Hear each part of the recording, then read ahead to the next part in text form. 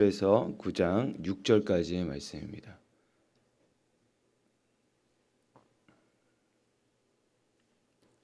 예레미야서 8장 18절에서 9장 6절까지의 말씀.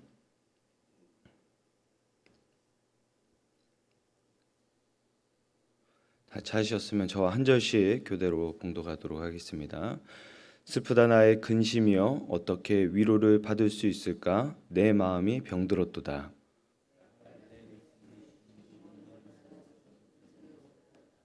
여호와께서 시온에 계시지 아니한가? 그의 왕이 그 가운데 계시지 아니한가? 그들이 어찌하여 그 조각한 신상과 이방의 헛된 것들로 나를 경록게 하였는고 하시니 추수할 때가 지나고 여름이 다하였으나 우리는 구원을 얻지 못한다 하는도다. 내 백성이 상하였으므로 나도 상하였을 것. 길르앗에는 유향이 있지 아니한가? 그곳에는 의사가 있지 아니한가? 딸 내 백성이 치료를 받지 못함은 어찌 됨인고?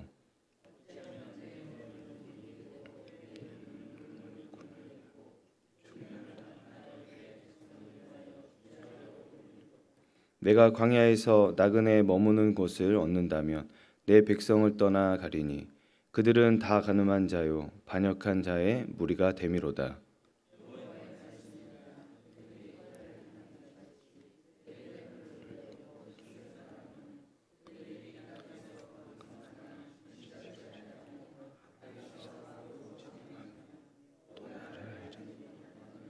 너희는 각기 이웃을 조심하며 어떤 형제든지 믿지 말라. 형제마다 완전히 속이며 이웃마다 다니며 비방함이라.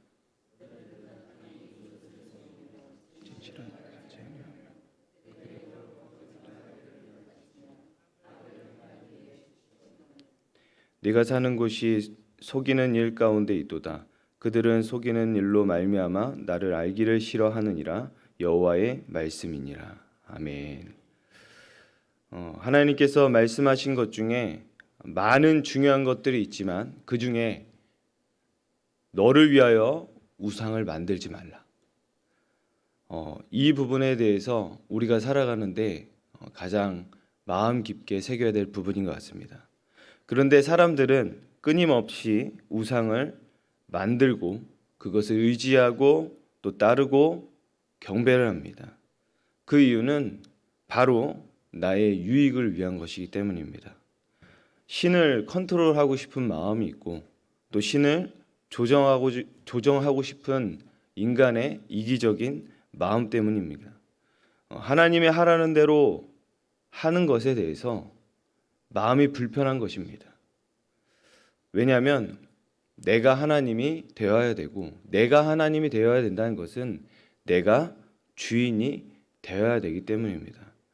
인간이 이런 제약, 그럼에도 불구하고 우리 하나님은 어떤 하나님이시냐? 그냥 가만히 보고 계시지 않는다는 하나님이십니다. 하나님은 사랑의 하나님이시지만 하나님은 사랑이 많으시기 때문에 질투의 하나님이십니다. 하나님의 질투는 결코 저주가 아닙니다. 하나님의 질투는 축복입니다. 왜냐하면 우리를 사랑하시는 하나님의 열정이시기 때문입니다. 그 하나님께 나아가는 자, 또 그 하나님 말씀 앞에 달려가는 자는 생명이 있는 것이고 그 삶이 바로 영향을 줄 수 있는 삶이 될 것입니다. 말씀을 사랑하고 하나님 말씀을 가까이 해서 하나님을 온전히 섬기는 그러한 복된 삶이 되는 저와 여러분 되기를 소망합니다. 예레미야를 계속해서 묵상하고 있습니다. 예레미야 선지자는 우리가 잘 알다시피 눈물의 선지자, 탄식의 선지자입니다. 그는 자기 동족의 죄악, 그 죄를 지었음에도 회개하지 않는 그 백성들을 보면서 탄식하고 눈물을 흘립니다. 그 하나님의 심판이 임할 수밖에 없는 그 상황. 그래서 그는 아파하고 이것이 또 그 마음을 보았을 때 예레미야 선지자의 마음이 곧 하나님의 마음이라는 것을 알려주고 있습니다. 우리가 예레미야를 계속해서 묵상하는 가운데 우리도 하나님의 마음처럼 아파하는 그런 자녀가 되기를 소망합니다. 하나님의 마음을 가진 자, 그것이 바로 예레미야의 선지자와 같은 그런 마음이라는 것입니다. 우리 공동체에 또 우리 가정을 돌아보고 목장을 돌아보고 부서를 돌아보고 또 나라를 돌아보고 더 나아가서 세계를 돌아보는 하나님 아버지의 마음을 품은 저와 여러분 되길 소망합니다. 오늘의 말씀은 어제 큐티의 말씀인 본문을 좀 봐야 되는데 13절 말씀을 보면 여호와의 말씀이니라 내가 그들을 진멸하리니 포도나무에 포도가 없을 것이며 무화과 나무에 무화과가 없을 것이며 그 잎사귀가 마를 것이라 내가 그들에게 준 것이 없어지리라 하셨나니. 유대 백성들의 죄악으로 말미암아 하나님의 심판이 임하는데 이 수확기에 열매가 없다라는 것입니다. 여러분 한번 생각해 본다면 열심히 일을 했는데 결국에 내가 내 손에 쥔 게 없다라는 표현입니다. 그때 우리에게 다가오는 것은 허무함이겠죠. 안타까운 모습일 것입니다. 수확계는 열매가 없고 하나님이 그들에게 준 것이 없어진다고 하고 있습니다. 결국 뭐가 남습니까? 그곳에는 황폐함만 남는다는 것입니다. 그래서 그들은 어떻게 하냐? 14절 말씀에 보니까 이대로 죽을 수 없다. 그냥 우리의 견고한 성에 들어가자. 우리가 들어가서 거기서 또 우리가 한번 해보자라는 것입니다. 우리가 간혹 우리의 사람 마음 먹기 나름이다라고 해서 뭔가 투지를 갖고 열정을 갖고 힘을 갖고 다시 한번 해보자.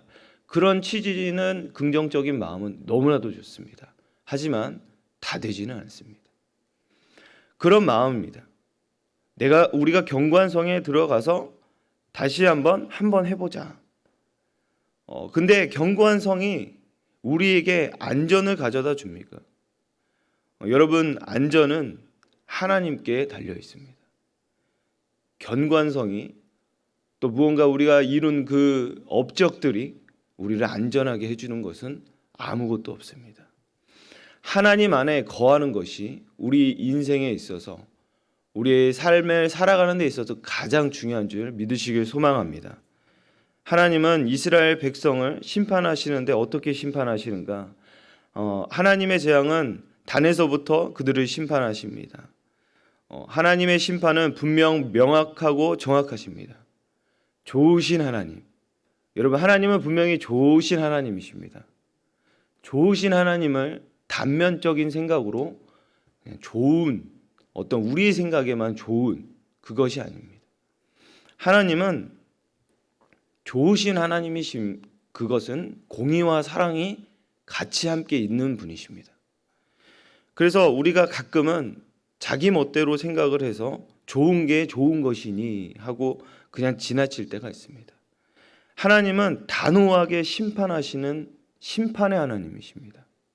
심판이라는 것은 하나님의 그 사랑과 공의와 긍휼이 그 가운데 있다는 것입니다. 하나님의 떠난 죄인, 그 모습은 어떤 모습입니까? 마치 화병에 꽂혀 있는 꽃처럼 느껴집니다. 지금은 아주 아름답고 보기 좋아 보이지만 그러나 그것은 뿌리가 없는 상태이기 때문에 이 생명이 없는 상태라 언젠간 시들어서 죽기 마련입니다. 결국 우리의 생명은 어디 있냐? 우리의 생명의 뿌리는 어디 있냐? 하나님께 있습니다. 하나님께 뿌리를 내릴 때 우리의 생명을 이어갈 수 있습니다. 그렇기 때문에 우리는 여호와께 돌아가야 된다는 것입니다. 왜냐? 그 여호와만이 생명의 근원이 되시기 때문입니다. 생명의 뿌리가 그곳에 있다라는 것입니다. 우리가 견고한 성에서 바벨론의 공격을 막아보겠다고 이스라엘 백성이 그렇게 하지만 하나님의 심판은 아무도 견디고 막을 수 없는 것입니다. 하나님으로부터 심판을 벗어날 수 있는 것은 하나님의 인재 가운데 나아가며 회개하는 것이고 하나님을 붙드는 데 있는 것입니다. 제가 저번 주에 참 하나님께서 주신 특별한 은혜가 있어서 아팠습니다. 살면서 이렇게 많이 아파본 적은 처음이고 입원도 처음을 해본 것 같습니다. 근데 그곳에 은혜가 있더라고요. 아프니까 그냥 회개가 나와요. 뭔진 모르겠는데 하나님 회개를 막 지어짜요. 근데 그 가운데 느낀 것은 한없이 나약한 인간의 저의 모습을 보면서 한없이 높으신 하나님의 전능하신 그 손길이, 어미하신 그 하나님의 높음을 이 나약한 존재가 철저히 인정을 하고 있더라고요.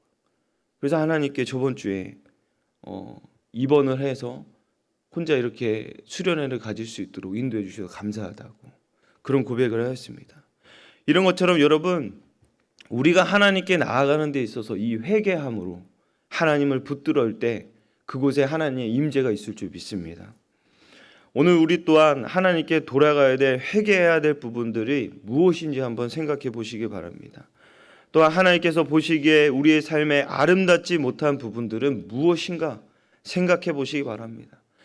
생각이 들지 않는다면 지속적으로 깨달으시기 바랍니다. 성령 하나님, 제 마음 가운데 하나님이 원하시지 않는 그 모습이 무엇인지, 하나님, 내가 나이가 들고 내가 인생을 오래 살다 보니 그것이 무뎌져서 잘 모르겠습니다. 감흥이 없습니다. 당신의 말씀을 들어도 내가 반응이 없습니다.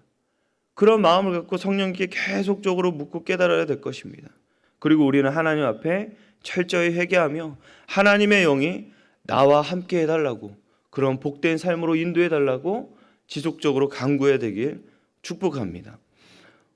자기 동족인 이스라엘이 멸망할 수밖에 없는 이 안타까운 상황 속에서 예레미야는 18절에 이렇게 고백합니다. 슬프다 나의 근심이여, 어떻게 위로를 받을 수 있을까? 내 마음이 병들었도다. 답답해서 견딜 수 없는 심정을 토로하고 있습니다. 치료가 안 되고 어떤 위로도 안 되고 그런 모습의 예레미야의 모습이 있습니다. 이것은 마치 예레미야의 모습이 아닌 하나님의 모습을 예레미야를 통해서 나타내 주는 것 같습니다. 안타까워하시고 참 살리고 싶지만 도저히 죄악에서 살릴 수 없는 이스라엘의 죄악들, 이것은 현 시대에 하나님께서 우리에게 주시는 마음입니다. 아무리 강단에서 복음이 선포가 되어지고 하나님의 말씀이 선포가 되어질지라도 그것에 대해서 반응하지 못하는 성도들의 마음 가운데 하나님은 안타까워하시고 참 살리고 싶지만 도저히 죄악을 깨닫지 못하는 그들의 백성의 안타까운 마음들을 오늘 우리에게 주시는 마음일 것입니다. 이스라엘 백성이 탄식을 합니다. 뭐라고 탄식을 합니까? 하나님이 계시지 않다고 탄식을 하고 불평을 하고 있습니다. 하나님이 계시지 않아서 인간이 악한 것이 자신의 우상을 섬겨서 지은 죄를 생각하지 않고 하나님이 자기를 돌보지 않아서 이렇게 된 것이 아니냐, 오히려 인간이 하나님을 탓하기 시작합니다. 그리고 불평하고 탄식하고 쏟아내고 있습니다. 이러한 모습을 볼 때에 하나님의 마음이 얼마나 탄식스럽고 실망스럽겠습니까? 그들의 무지함, 죄를 지으면서도 죄가 뭔지 모른 채 살아가는, 하나님의 도움의 손길을 줘도 그것을 알아보지 못하는, 그리고 마치 하나님이 도와주지 않아서 항변하고 있는 이러한 모습들. 사랑하는 여러분, 이러한 백성들의 모습 속에서 하나님께서 황폐하게 만들어 다 쓸어버리겠다고 심판한다고 경고를 하고 계십니다. 그러면서 22절에 기럇의 융양에 있지 아니한가, 그곳에는 의사가 있지 아니한 내 딸 백성이 치료를 받지 못하면 어찌 됨인고.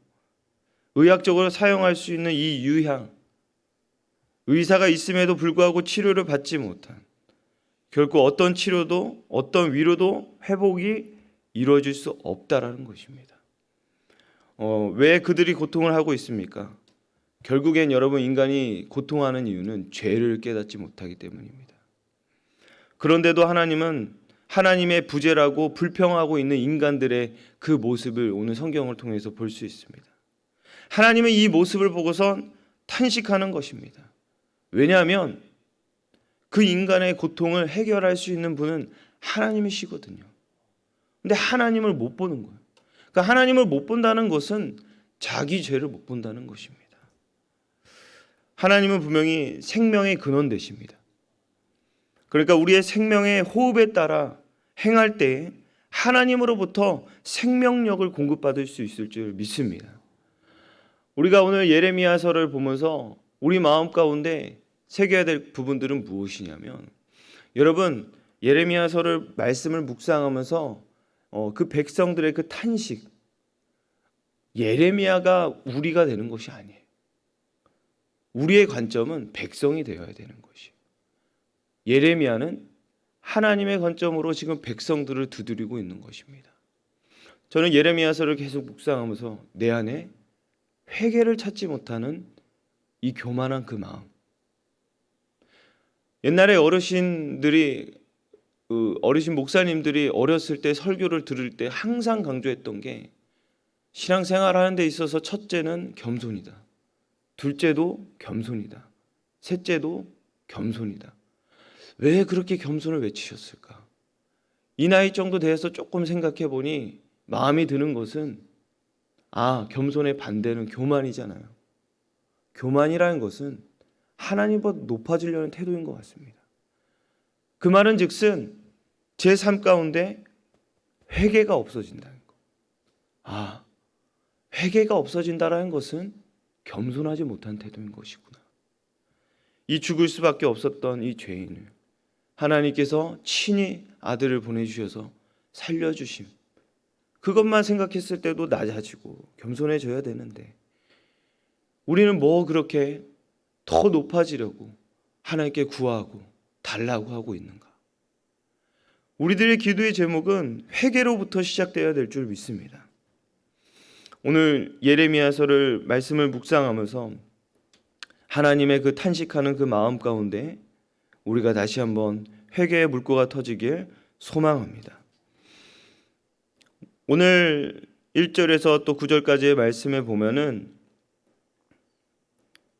결국엔 하나님을 마음에 두기 싫어하는 그들의 백성들의 모습을 볼 수 있습니다.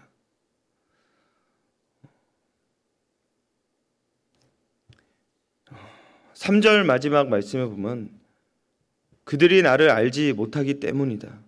또 6절 말씀 마지막에 보면 나를 알기를 싫어한다. 우리가 하루 중에 살아가는 데 있어서 24시간을 살아가지만 실제적으로 하나님을 마음에 두고 24시간을 사실 살아가야 되지만 그렇지 못할 때가 참 많지 않습니까? 우리도 마음을 힘써야 될 것입니다. 어떤 마음입니까? 나를 알기를 싫어하느니라. 그것을 반대로 생각해서 하나님을 알기를 힘쓰는 자로 살아가야 될 것입니다. 일터 가운데 하나님께 지속적으로 물어가며 틈만 나면 말씀을 묵상하고 그 말씀 가운데 하나님을 더 알기를 힘써가고, 또 보면은 그들이 나를 알지 못하고 알기를 싫어한다. 그거를 반대로 해서 하나님을 알기를 소망해하고 하나님을 더욱더 알고 싶은 마음에 하나님의 말씀을 더욱더 보고 싶은 그런 하루의 삶이 되길 소망합니다. 그래서 우리가 하나님 말씀을 날마다 묵상하고 하나님을 알기를 날마다 힘써야 될 것입니다. 말씀을 마치면서 좋아하는 사람이 있으면 닮아갑니다. 부부는 왜 닮아가냐? 서로 마주보기 때문입니다. 그래서 그 얼굴의 근육을 보면서 어떤 표정을 지으는지 그거를 자주 마주하기 때문에 서로 닮아간다는 것입니다. 즉 사랑하면 닮는다는 것이 서로 마주보고 서로 알아가기를 힘쓰기 때문에 닮아간다는 것입니다.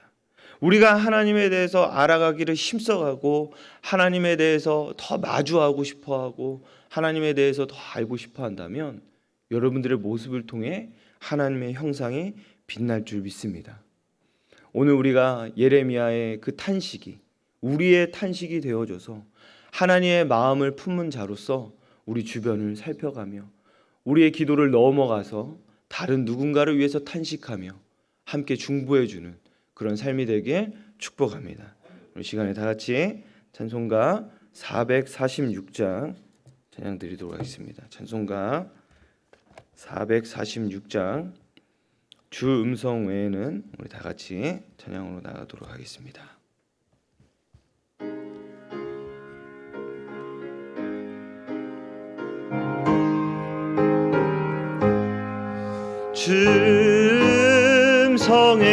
성행에는 참 기쁨 없도다.